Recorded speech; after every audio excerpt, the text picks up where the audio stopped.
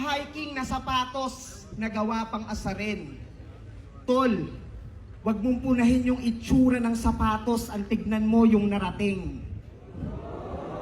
Tulad ng undefeated, isabuhay champion, oo, nagawa mo yun lahat. Sa madaling salita, nilalait mo yung sapatos pero sinusundan mo yung yapak.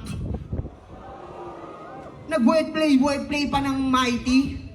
Sabi ng organizer, ang galing mo, pre. Kanina, ang dami mo raw nakain. Ayan, Mighty. Mighty nga pa sa bigote. Pero isabuhay champ, congrats. Angas mo nun, tol.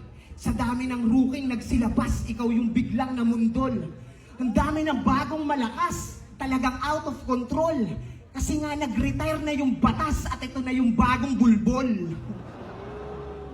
Kasi yung pagkakulot, pakumpol, lalo na kapag malapit, talagang parang himulmol kung ano-ano yung nakasabit. Pero hanit, sa dami ng alias, bakit espada pa nagamit? Ano yan, pangalan mo katana, tas kahinaan mo pang-ahit? Pues, isasagad ko hanggang anit, babalahibuhan tong katana.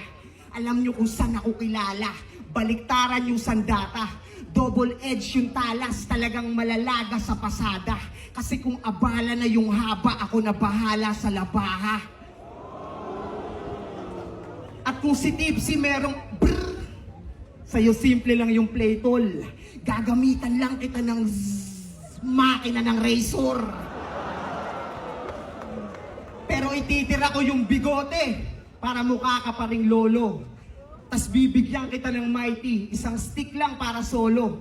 May kasama na ring lighter para pag sindiniloko, doon na malalagas yung bigote kasi yung lighter nakatodo.